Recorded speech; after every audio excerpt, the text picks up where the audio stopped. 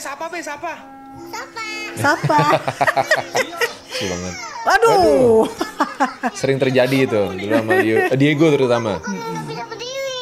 Bisa. Tuh. Berdebat dan tiba-tiba Bisa berdiri. Lucu banget ya. anak-anak yang punya hubungan dekat dengan sama ayahnya itu cenderung lebih percaya diri. Ya. Punya prestasi akademis yang lebih baik. Ayah nih yang memang masih merasa bahwa ada jarak dengan anak perempuannya. Ini sesuatu yang aku bisa bilang sebagai ayah itu wajar, dan aku sering kalau ngobrol sama teman-teman juga mengalami hal yang sama. Gitu. Tapi nggak boleh dibiarin. Ya. Kita harus cari cara gimana caranya supaya ikatan emosional dan komunikasi dengan anak perempuan kita tetap terjaga.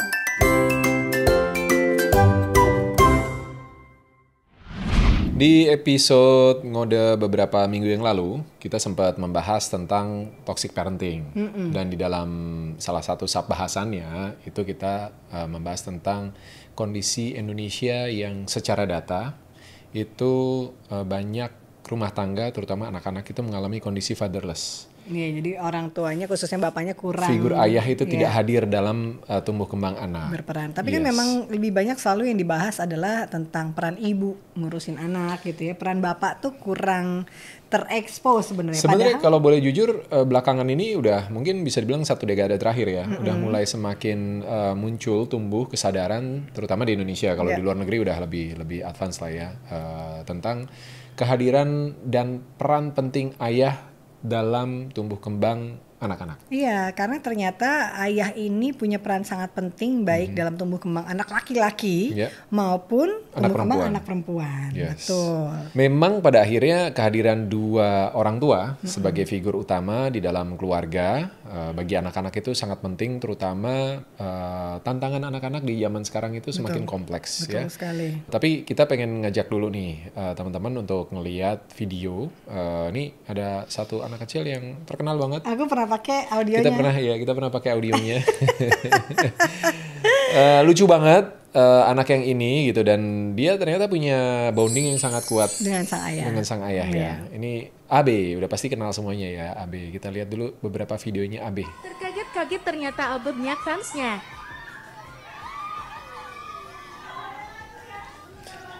Nggak apa-apa, kita komentarin langsung ya. Jadi ini kondisi Abe itu datang ke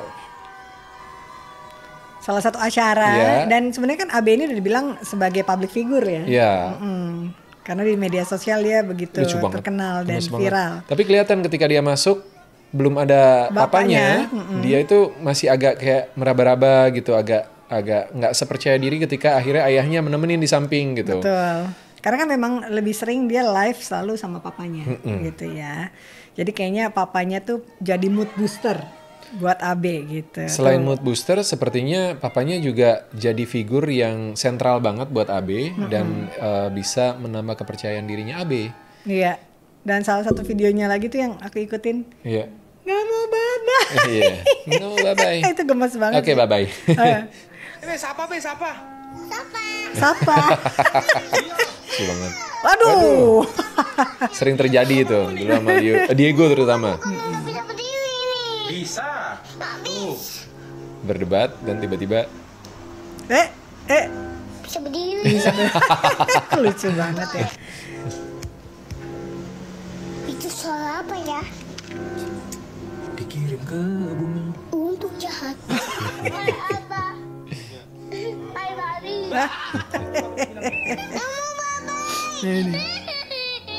Kamu bye-bye. Ya sudah, bye-bye dulu. Oke. Nanti Uncle, bye-bye.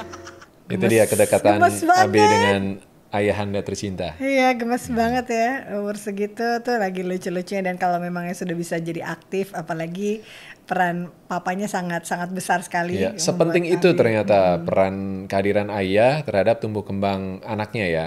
Dan apa yang dialami AB yang kita lihat di video-video tadi itu sebenarnya sudah ada research-nya. Penelitian ini dari Harvard University, bahwa hasil penelitiannya bilang gini, anak-anak yang punya hubungan dekat dengan sama ayahnya itu cenderung lebih percaya diri. Iya. Punya prestasi akademis yang lebih baik. Betul. Dan mudah beradaptasi di lingkungan sosial mereka karena percaya diri kan, dan kecerdasannya juga bisa berkembang secara optimal gitu, sehingga akhirnya ketika adaptasi sama lingkungan sosial yang baru itu lebih mudah buat dia. Tapi nggak cuma itu, karena ternyata peran ayah itu juga bisa mempengaruhi cara anak perempuan dan anak laki-laki untuk melihat diri mereka sendiri dan hubungan sama orang lain di masa yang masa depan, masa akan datang gitu ya. Iya, dan makanya hari ini secara spesial kita mau bicara di Ngode tentang peran ayah dalam tumbuh kembang anak laki-laki maupun perempuan. Karena kebetulan kita kan juga punya anak laki-laki dan perempuan. Yes. Dan aku bisa bilang Darius sangat membantu aku, sangat berperan dalam membantu mengurus anak-anak gitu. Makanya mungkin bisa dilihat seperti sekarang Leo dan Diego. Kalau orang nanya Leo sama Diego sama Sabrina tuh lebih dekat sama papa atau sama mamanya? Ya dua-duanya. Karena kita berdua punya, aku bisa bilang kita punya peran yang equal atau sama gitu, nggak ada yang lebih dominan dalam hal pengurusan anak-anak. Iya. Gitu. Nah, tapi apa aja bedanya kehadiran seorang ayah dalam tumbuh kembang anak perempuan atau anak laki-lakinya? Apa tantangannya dan gimana caranya supaya ayah itu bisa lebih terlibat dalam pengasuhan anak? Karena ini dalam budaya patriarki di Indonesia, terutama ya itu masih jadi sebuah tantangan. Nggak semua ayah tahu apa fungsi perannya. Taunya cuma sebagai kepala keluarga harus mencari nafkah terus selesai. Iya, dan kita juga nanti akan kasih tips praktis untuk seorang ayah, bukan hanya hadir secara fisik, tapi juga bisa menjadi secara emosional dalam kehidupan anak-anak mereka. Iya. Gitu. Dan juga buat calon-calon ayah juga yang belum jadi ayah, ini juga penting ya. Betul. Tapi kalau kamu ya Bibi ya. Dari semenjak kita punya anak 1, 2, 3 gitu kan, karena itu kita tahu budaya Indonesia tuh patriarki bahwa laki-laki lebih banyak keluar rumah untuk mencari nafkah, istri yang di rumah yang ngurus anak. Tapi aku termasuk orang yang beruntung bahwa kamu memiliki kesadaran bahwa ya ini anak kita berdua, kita urus sama-sama gitu. Bahkan apapun yang bisa aku lakukan gitu untuk dalam hal pengasuhan, pengurusan anak-anak gitu ya, Darius pun juga bisa, kecuali mungkin menyusui. Tapi yang lain dia bisa, dan Saya dia bisa nyusuin, Bu. bisa pakai botol. Tapi Iya. Iya bener kan? Sensor dong. Enggak lah. Ya pokoknya gitulah ya gitu. Dan apa yang kan waktu menikah kan kamu masih bisa dikatakan umurnya masih sangat muda. Tapi kamu begitu aware, begitu secara spontan untuk membantu aku dalam mengurus anak-anak laki-laki dan perempuan ini, Leo, Diego, Sabrina gitu. Kenapa? Maksudnya apa yang menjadi kesadaran kamu? Atau aku lupa apa aku pernah minta. Cuma aku ingat aku pernah minta bahwa ya kita punya 2 anak laki-laki.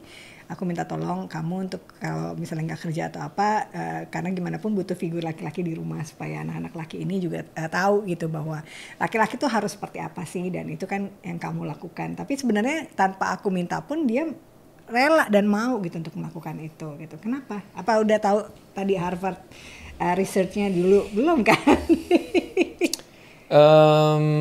Atau ada kejadian di masa lalu mungkin yang karena akhirnya ternyata gue butuh. Nah sebenarnya kalau dibilang aku background keluarga seperti apa, aku kan dari umur 7 tahun udah nggak ada mama. Mamaku meninggal umur 7 tahun. Jadi ada masa ketika aku anak-anak sampai remaja, itu aku benar-benar kehilangan figur ibu. Gitu. Terus papa juga, Eyang itu kan bukan sosok ayah yang hangat. Aku kalau ingat kecil deket tapi jarak itu semakin terasa ketika semakin besar gitu. Dan tapi dia sebagai ayah, aku tahu bahwa dia sayang sama anak-anaknya, dia care sama anak-anaknya. Cuma nggak bisa ekspresikan rasa sayang. Iya, dia pengen anak-anaknya ini jangan mengulang kesalahan-kesalahannya dia gitu kan, jadi orang yang lebih baik dan sukses segala macam gitulah. Tapi untuk caranya dia gitu kan. Which is kamu maksudnya as anak-anak pada saat itu merasa bahwa gue nggak pengennya orang tuanya nggak seperti itu, sebenarnya pengennya begini gitu. Nggak kepikiran juga, nggak ada figur yang kayak gini kayak gitu tuh nggak ada gitu. Jadi ya udah dijalanin aja gitu. Cuma mungkin ketika mulai remaja aku suka baca bola, baca majalah-majalah gitu, dan di majalah-majalah itu banyak artikel-artikel tentang relationship, tentang bagaimana menjalani hubungan yang sehat, tentang bagaimana menjadi laki-laki, the gentleman's way gitu ya. segala macam lah tentang karir, tentang dunia segala macam. Nah aku suka baca itu sebenarnya gitu. Jadi mungkin influence pertama tuh dari situ. Oke. Karena dulu majalah soalnya kan, majalah gitu, dan itu Tapi bukan ngasih FAM ya? salah satunya Bu. Dulu ada majalah Playboy kan. Iya. Playboy itu beda sama Playboy di luar. Maksudnya ya Lebih edukatif ada lah banyak gitu sisi ya. kalau buat aku banyak sisi edukatifnya. Kita kenal profil misalnya musisi atau profil siapa politikus dari luar gitu kan, atau bisnismen yang waktu itu lagi naik gitu dengan semua keberhasilannya dia, atau aktor gitu, kehidupannya seperti apa sih gitu. Dan biasanya kan orang akan cenderung menampilkan hal-hal yang baik yang bisa inspiring gitu kan. Nah, itu yang sebenarnya aku tangkap gitu. Jadi banyak value-value yang sebenarnya baik dan positif gitu, yang bisa didapetin dari majalah-majalah itu sebenarnya. Dan banyak kan majalah, bukan cuma 2 majalah itu doang gitu. Banyak banget lah gitu majalah yang menurut aku bisa ngasih gambaran perspektif yang lebih luas. Sebagai seorang individu itu bisa lebih berkembang dan punya apa ya, menggantikan figur yang di keluarga aku nggak dapet. Oke, gitu. Ya itu salah satu pengalamannya Darius gitu ya. Tapi aku bisa bilang bahwa dalam usianya sangat muda dia sudah bisa menjadi bukan hanya suami tapi juga sosok ayah yang sangat membantu aku dalam hal pengurusan anak-anak. Dan kenapa Leo Diego Sabrina bisa jadi seperti sekarang yang misalnya teman-teman lihat gitu ya di sosial media ataupun di vlognya kita gitu, karena peran Darius sangat besar membantu aku untuk membentuk karakternya anak-anak juga. Ya sudah gitu. seharusnya buat aku it's not a big achievement. I mean it's something that we supposed to do as a parents gitu kan, hadir. Dan ketika akhirnya mau menikah dan menikah, ya aku membekali diri dengan baca lebih banyak lagi literatur yang memang aku bisa temuin gitu. Nggak sengaja nyari gitu, kita nggak ada buku pernikahan kan, dari kursus pernikahan di gereja gitu, apa tugas suami, tugas istri segala macam gitu. Ngobrol sama yang udah senior, yang udah nikah duluan tentang masalah mereka dan lain-lain. Ya gitu termasuk juga pengalaman yang kita alami ketika masih jadi anak-anak gitu ya, gitu kan, itu juga jadi pelajaran. Dan namanya jadi orang tua nggak ada sekolahnya, dan itu belajarnya bisa dari manapun gitu. Dan jadi apa yang kita jalani sekarang gitu sebagai orang tua dalam membimbing, merawat, memelihara, menjaga tumbuh kembang mereka agar bisa lebih optimal, aku bisa bilang bahwa kita benar-benar bisa jadi tim yang sama-sama, karena gimana pun selalu keluarga yang utuh akan bisa menghasilkan anak-anak yang juga secara emosional lebih stabil. Yes, gitu ya. Nah itu experience dari perjalanan rumah tangga kita ya, yang pastinya juga masih jauh dari sempurna. Betul. Kita juga masih terus belajar.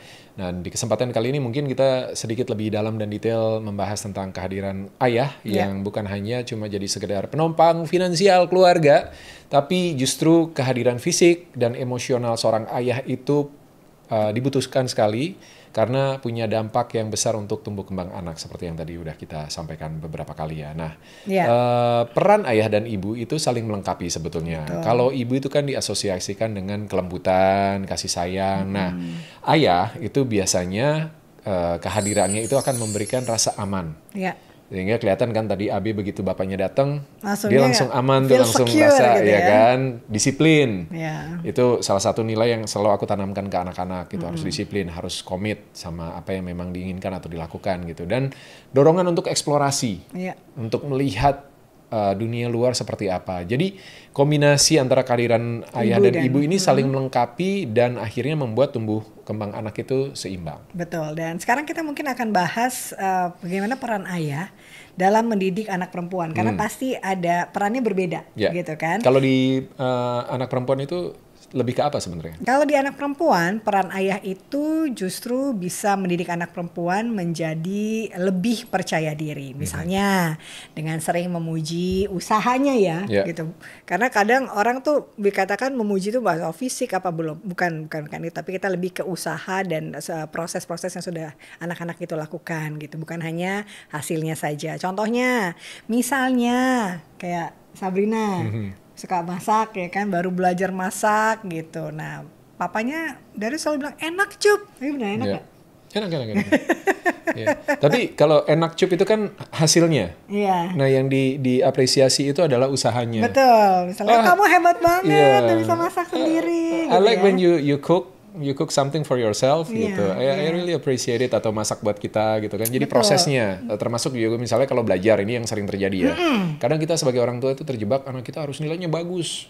Kalau bagus, wah harus dipuji, wah pinter banget gitu. Padahal pintar itu relatif, tapi kerja keras, usaha untuk belajar, percuma pinter kalau nggak belajar kan. Usaha untuk belajar, usaha dia untuk bisa nyelesain tugas-tugasnya dia. Itu yang justru harus kita encourage ke dia bahwa itu yang penting. Betul. Kerja keras kamu yang penting. Iya. Sehingga dalam hal apapun, dia nanti fokusnya akan, oke, kalau gue usaha, gue coba, gue pasti bisa. Iya. Pada akhirnya, Iya. nggak gampang menyerah. Betul. Tapi kalau kita fokus cuma, wah nilainya bagus, tanpa memperhatikan usaha dia, atau kamu pinter, kamu pasti bisa. Ada risiko anaknya akan menyepelekan. Gue pinter kok, gue bisa ngapain aja, gitu. Benar. Iya bagus, semangatnya bisa ngapain aja, tapi bisa melakukan apa saja, mencoba belajar dari kegagalan, bangkit lagi, dan nggak gampang untuk menyerah, resilient jadinya. Betul banget. Nah, selain itu juga peran ayah selain tadi kepercayaan diri juga bisa mengajarkan tentang kemandirian untuk anak perempuan. Ya. Nah, misalnya yang paling kecil tuh mulai dari belajar naik sepeda. Ayo, siapa parents atau ayah di sini yang anaknya dari mulai nggak bisa sampai akhirnya kemana-mana sendiri naik sepeda, nggak pernah ditemenin, nggak pernah diajarin. Dan itu salah satu memori yang ngebekas banget loh di anak-anak. Nah, aku untung bersyukur banget. Semua anak-anak aku ngelewatin proses mereka belajar sepeda juga tuh. Sepeda, terus Megangin, dari mulai macam. motor. Dari mulai jalan sebenarnya. Iya, belajar jalan-jalan kaki, naik sepeda, berenang. Sekarang Diego udah belajar Termasuk motor. olahraga. Ketika mereka berolahraga gitu, gimnastik misalnya, kita antar atau bola, kita temenin, tanding, kita ngobrol sepanjang jalan berangkat atau pulang. Itu adalah proses kehadiran kita secara fisik dan juga emosional, hadir secara lengkap. Bener, ini nunjukin juga bahwa melakukan hal-hal yang biasanya dianggap tugas laki-laki, misalnya kan kalau kalau di rumah benerin gagang pintu. Iya, benerin sesuatu yang rusak lah di rumah. Iya, di rumah kan biasanya itu kayaknya tugas laki-laki gitu kan, bahwa ternyata itu nggak akan merasa terbatas karena hanya stereotip masalah gender. Betul. Dan peran ayah di dalam hal ini juga bisa membentuk pola hubungan yang sehat. Hubungan ayah dan anak perempuannya itu bisa jadi seperti ayah itu menjadi bukan sekedar cinta pertama anak perempuannya, tapi juga role model. Bahwa laki-laki itu bagaimana sih seharusnya memperlakukan perempuan. Betul. Nah, ini juga penting ketika ayahnya memperlakukan ibunya di depan anak-anak seperti apa. Jadi itu nanti akan copycat banget anak-anak betul, di situ. dan anak-anak juga, anak perempuan tuh jadi punya punya alarm atau filter gitu ketika orang lain, seorang laki-laki bisa mendekat sama dia dengan kata-kata yang kasar atau mungkin tingkah laku yang kasar, dia akan punya ada filteringnya gitu, ya kan? Ada dia kontrolnya. Dia nggak akan terlalu tergantung sama orang lain atau gampang untuk dipengaruhi, dimanipulasi ya. Yeah. Dan ini poin yang penting juga, bahwa ketika seorang ayah mampu untuk mendengarkan dan menghargai pendapat anak perempuannya, maka anak perempuannya cenderung akan punya standar yang lebih tinggi dalam hubungan relasi dengan pasangannya nanti. Yeah. Dia nggak akan, seperti yang kamu bilang, nggak akan gampang untuk diperlakukan nggak baik, termakan rayuan gombal gitu. Jadi dia punya standar yang tinggi di situ. Iya, dan selain itu juga ayah bisa jadi role model buat anak perempuannya, karena ayah adalah contoh pertama anak perempuan tentang bagaimana laki-laki harus bersikap. Iya. Jadi yang tadi aku bilang ya, kalau misalnya dia memperlakukan ibunya dengan baik, maka ya dia juga akan menerima ketika diperlakukan dengan baik. Tapi kalau ayahnya memperlakukan dengan kasar, nanti akan muter tuh. Jadi siklus toxic relationship yang kemarin juga sempat kita bahas ya, bahwa dia akan cenderung mencari laki-laki yang juga seperti figur ayahnya gitu, dan akhirnya dianggap biasa dan bisa diterima gitu. Nah, tadi aku juga sempat mention bahwa seorang ayah itu bisa menanamkan nilai kemandirian, kesetaraan. Kamu kan tadi ngasih contoh dengan benerin alat-alat rusak di rumah gitu kan. Tapi yang lebih besarnya lagi sebenarnya itu juga bisa memberikan gambaran kepada anak perempuan bahwa cita-citanya itu nggak terbatas. Nggak harus pilihan karirnya itu gitu ya? nggak terbatas dengan stereotip gender bahwa kalau perempuan ya harus yang feminim kerjaannya, enggak gitu. Semua terbuka gitu. Jadi dia selain percaya diri, dia juga terbuka wawasan dan pikirannya sehingga bisa mendorong diri dia untuk mengambil keputusan sendiri. Ya. Kalau tadi kita udah membahas tentang peran ayah terhadap mendidik atau merawat anak-anak perempuannya. Nah, sekarang gimana dengan anak laki-laki? Iya, perannya mungkin hasilnya akan nggak sama 100% ya gitu. Tapi biasanya karena laki-laki itu tadi kita udah bilang masalah percaya diri, masalah mandiri gitu ya, punya tanggung jawab yang lebih besar gitu, disiplin. Dan itu bisa dimulai dari hal-hal yang paling kecil sebenarnya. Kalau ayah itu juga ikut mengingatkan anak laki-laki untuk bisa membereskan rumah. Menjaga, ikut membantu mamanya untuk menjaga adik-adiknya misalnya gitu. Dan Jadi bahkan kalau tanggung jawab sama Leo sama Diego kita nginget ini bukan cuma Leo harus jagain adiknya, kalian itu bertiga harus saling jaga gitu, betul. harus saling ngingetin. Mungkin papa mama nggak bisa jagain kalian dan ada sesuatu yang ketika mereka udah semakin dewasa mereka akan cerita cuma di antara mereka aja nih. But always remind your brother or sister if they do something wrong. Jadi kalian filter pertamanya, kalian yang harus saling mengingatkan gitu. Iya. Sebelum nanti papa mamanya involve di situ gitu. Selain itu berarti kan urusan rumah itu bukan hanya terbatas pada anak perempuan saja, tapi juga bisa dilakukan oleh laki-laki. Termasuk juga anak kita kebetulan Diego suka masak. Yes. Ya kan mungkin Nurun juga lihat bapaknya suka masak, dia juga akhirnya suka masak sendiri gitu. Yeah. Dan itu kita nggak pernah membedakan antara anak laki-laki dan perempuan, siapapun bisa melakukan hal yang sama. Termasuk gitu ya. juga merapikan tempat tidur. Itu bahkan ketika mereka di Leo Diego di Akademi PSG di Prancis itu jadi kewajiban. Kalau berantakan ketahuan dapat cross 3 kali cross. Nggak boleh latihan. Yeah. Jadi mau nggak mau itu pola disiplin yang harus ditanamkan dan juga menanamkan bahwa bukan karena lo laki-laki terus lo nggak wajib untuk ngerjain pekerjaan rumah, beresin kamar, cuci piring, nyapu, ngepel segala macam, dan itu kita lakukan. Bahkan kalau lagi liburan nih biasanya atau lagi libur, mereka kita gilir gantian. Oke, sekarang hari ini siapa yang cuci piring? Nanti siapa yang siapin meja makan? Nanti siapa yang bantuin mama laundry gitu. Jadi semua harus punya peran yang sama supaya mereka terbiasa juga. Dan kita sebagai laki-laki, sebagai ayah juga wajib untuk memberi contoh langsung ke mereka. Jadi kita juga ikut berperan ya. Ya, dan peran ayah salah satunya untuk anak laki-laki adalah membentuk karakter yang kuat dan memiliki empati. Nah, ayah itu kan juga punya peran penting dalam mengajarkan anak laki-laki untuk berempati ya. Yes, itu penting banget loh. Jadi memanusiakan manusia dan bukan jadi orang yang NPD. Ngeri. Kalau orang NPD kan nggak punya empati kan. Iya. Mikirinnya diri sendiri aja. Jadi sering-seringlah diajak ngobrol, bicara tentang perasaan orang lain. Kamu kalau misalnya ngebantu orang lain yang lagi kesulitan, gimana perasaan yang dibantu? Gimana kamu ngelihat ketika dia bisa keluar dari kesulitan gitu. Jadi secara emosional juga kita sentuh gitu. Sisi dan itu harus dari dia. kecil loh. Dari kecil. Biasakan untuk menghormati dan mendengarkan ibunya atau orang-orang yang lebih tua gitu ya. Dan ini penting banget karena tanpa empati ya kita juga akan menjadi manusia yang dingin gitu ya. Nggak baik juga nanti untuk perkembangan dan bagaimana kita memiliki atau membangun relasi dengan banyak orang ketika kita dewasa nanti. Hubungan sosial ya. Ya, jadi nggak cuma harus kuat sehat secara fisik, tapi secara emosional itu juga harus kuat, gitu ya.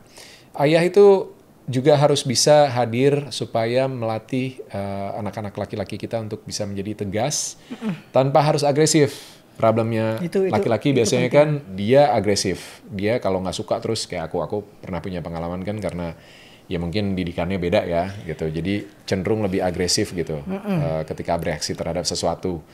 Walaupun ngerasanya nggak salah gitu. Kalau gue benar gue harus bela diri gitu. Tapi keluarnya jadi salah gitu. Jadi agresif. Nah kita harus mengajarkan anak kita untuk misalnya bilang tidak ketika ini salah.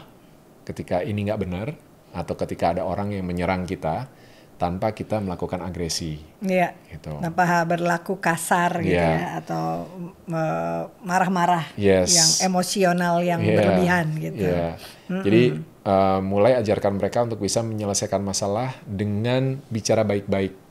Jadi nanti berlatih argumen tuh bukan dengan marah atau dengan kekerasan. Gitu. Karena kadang anak kecil kan kontrolnya masih terbatas. Betul. Dan itu tugasnya kita untuk mengingatkan sebagai orang tua ya. Nah selain itu juga ini yang aku selalu bilang sama Darius gitu. Ayah itu punya peran untuk menjadi role model maskulinitas. Tapi yang sehat ya. Yang sehat, bener. Karena gimana pun kadang kan kebayang nggak kalau misalnya orang ayahnya cuma kerjanya kerja aja, jadi lebih sering keluar rumah. Sementara yang di rumah isinya ibu, nenek, mbak, semua tuh perempuan gitu kan. Sementara ini anaknya laki-laki dua, gimana pun tetap mereka kan perlu pegangan. Laki-laki harus seperti apa sih cara bicaranya, cara berjalannya misalnya. Itu perlu gimana pun tetap perlu sosok laki-laki di rumah yang bisa menjadi contoh buat mereka. Iya. Gitu. Dan itu aku bilang banget sama maskulinitas yang sehat itu bukan berarti terus laki-laki itu harus tangguh, harus nggak boleh nangis gitu ya. Gitu. Jadi sebenarnya Boys boleh don't untuk merasakan cry. berbagai macam emosi, tapi dalam kadar yang tepat gitu, dan mungkin juga ruangnya juga pas gitu ya. Dan itu gak selalu tentang fisik ya. yes, dan itu kadang memang lebih baik anak-anak kita dapat bimbingan dari orang tuanya, dari ayahnya, daripada ketemunya di luar kan. Iya. Nah, yang penting juga untuk anak laki-laki adalah bagaimana ayah bisa mengajarkan tentang kesetaraan gender, sama seperti anak perempuannya. Jadi itu juga untuk memutus rantai patriarki ya. Iya. Jadi mengajarkan anak-anak laki kita untuk bisa menghormati dan menghargai siapapun, Betul. termasuk perempuan gitu. Iya. Dan ya itu contohnya adalah dengan di rumah membantu ibunya, entah masak, entah apapun yang bisa dibantu gitu ya, dan memuliakan ibunya juga di rumah, sehingga anak laki-laki ini juga punya standar yang baik untuk membangun hubungan nantinya bersama dengan pasangan mereka. Betul, karena gimana pun contoh anak-anak yang pertama adalah orang tuanya. Jadi apapun yang dilakukan orang tuanya di rumah itu pasti akan menjadi contoh buat anaknya, ya kan? Jadi intinya kita harus mendidik anak-anak kita. Pastikan anak laki-laki itu tahu bahwa pekerjaan rumah, mendidik anak, mengurus anak itu bukan hanya tugas ibunya saja atau perempuan saja, melainkan tugas bersama. Jadi itu yang tadi selalu kamu bilang, memutus rantai patriarki dalam hal pengurusan anak. Ya, gitu. walaupun pasti nggak mudah ya buat ayah untuk selalu ada dan bisa hadir mendidik anak-anaknya. Pasti ada berbagai macam isu, mulai dari keterbatasan waktu, kesibukan kerja dan lain-lain gitu. Kehadirannya itu bukan cuma soal fisik aja, tapi juga emosional. Dan memang ada baiknya semuanya harus disempatkan.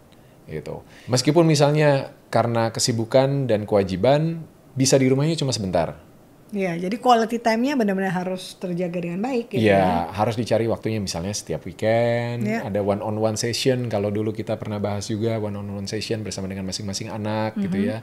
Lalu ada bonding session bersama dengan semuanya bareng-bareng kalau anaknya lebih dari satu gitu. Dan ayah bisa tetap hadir secara emosional dengan ngobrol misalnya. Kalau dulu Dona kerjaannya adalah ketika nelpon sama aku pasti nyempetin untuk nih ngomong sama anaknya nih gitu. Nah itu jadi kesempatan aku karena kalau udah syuting kadang kan harus berminggu-minggu. Kadang yang datang Dona doang, kadang aku pulang sebentar doang gitu. Jadi waktunya memang sangat terbatas. Tapi sebisa mungkin komunikasi dengan anak itu jangan sampai terputus. Jangan sampai nanti anaknya datang, bapaknya datang, Om nyari siapa Om?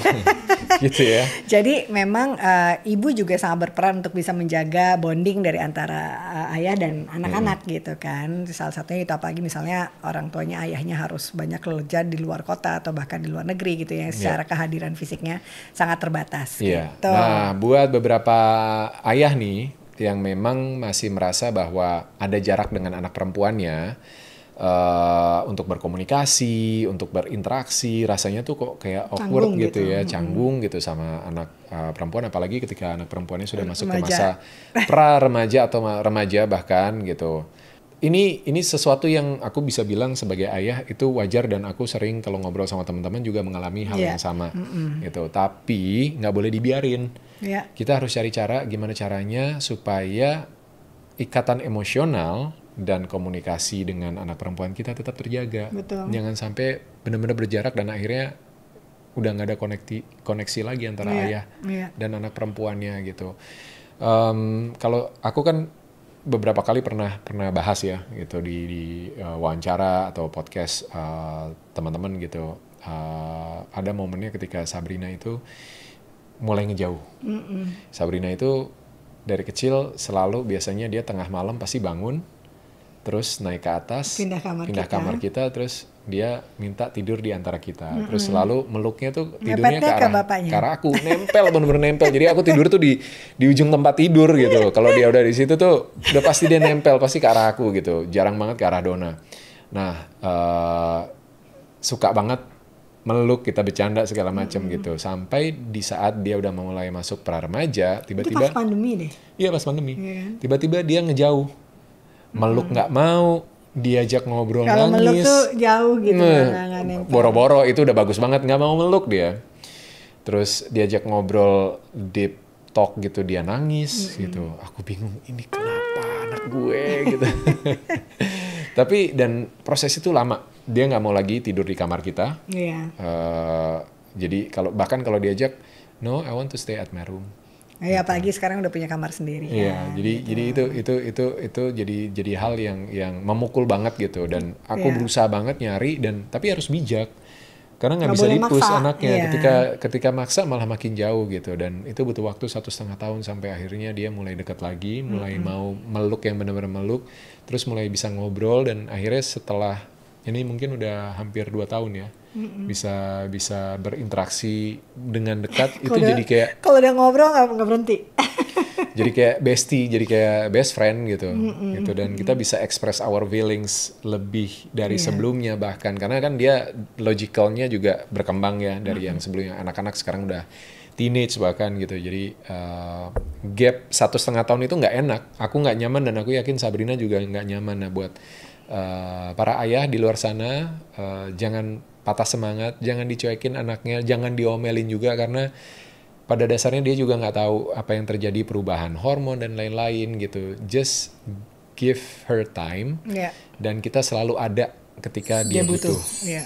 Kita selalu nunjukin kalau kita sayang dan care, dan kita mau untuk nunggu sampai dia siap untuk ngobrol sama kita, siap untuk duduk bareng sama kita, untuk meluk lagi misalnya. Karena kalau kita ke anak kecil biasanya kan kita mau nyium di mana aja, nyium bibir segala macam, tapi begitu udah mulai pra remaja, kita juga harus sadar diri kan, nggak bisa gitu. Tapi bahkan sekedar meluk pun nggak bisa, itu kan nyakitin banget gitu.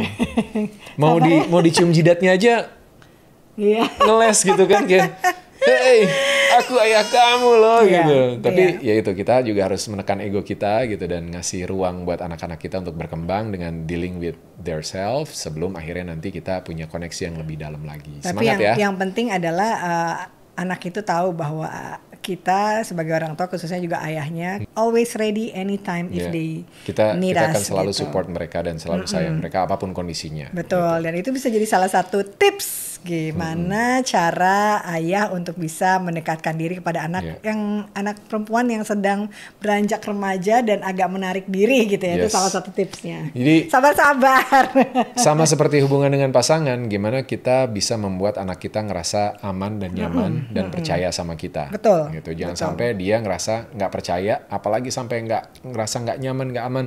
Dia akan nyari itu di luar, dan kasihan nanti. Iya, jadi kitalah tugasnya orang tua yang untuk menciptakan ruangan aman untuk anak bisa cerita apapun tanpa kita menjudge mereka. Karena Iya. itu kadang anak-anak tuh selalu bilang kita takut kalau cerita nanti dijudge sama orang tua. Dihakimi ya, atau malah marah gitu. Justru orang tua adalah orang yang tidak akan pernah menjudge anaknya gitu kan. Ketika mereka cerita, justru kita akan melindungi, menjaga, dan mencari solusi sama-sama jika memang mereka ada masalah tertentu gitu ya. Iya. Kalau soal melakukan aktivitas bareng-bareng itu banyak banget contohnya. Banyak sekali yang bisa dilakukan, dan tinggal kita aja mau meluangkan waktu, karena kadang alasannya ya klasik kan, capek habis kerja gitu. Terus ya capek memang, tapi jadi orang tua itu kan kewajiban. Anak kita nggak pernah minta dilahirkan. Betul. Jadi kita yang harus memang benar-benar melakukan banyak hal yang harus kita lakukan sebagai orang tua untuk anak-anak kita ya. Betul. Jadilah role model yang baik supaya anak-anak kita bisa belajar dari apa yang mereka lihat secara langsung, dan belajar hal-hal yang baik. Jadi kalau ayah dan ibu mau anaknya tumbuh jadi orang yang baik, ya kita juga punya kewajiban untuk jadi contoh yang baik buat anak-anak kita. Iya. Jadi sekali lagi kita sama-sama belajar bahwa peran ayah dalam mendidik anak itu nggak bisa disepelekan, atau justru salah satu yang terpenting juga gitu kan, kehadiran dan peran kita sebagai orang tua, meskipun dalam hal kecil itu punya dampak yang besar bagi masa depan anak-anak kita. Gak ada sih yang sempurna, orang tua, ayah, ibu yang sempurna. Tapi kita selalu berusaha untuk selalu hadir dan terlibat dalam tumbuh kembang mereka, dan itu akan sangat berarti buat mereka. Yes, karena menjadi ayah adalah perjalanan seumur hidup, jadi teruslah belajar, beradaptasi, dan tumbuh bersama anak-anakmu. Karena setiap langkah kecilmu akan membentuk karakter dan masa depan mereka. Sampai ketemu lagi di ngode berikutnya. Bye-bye.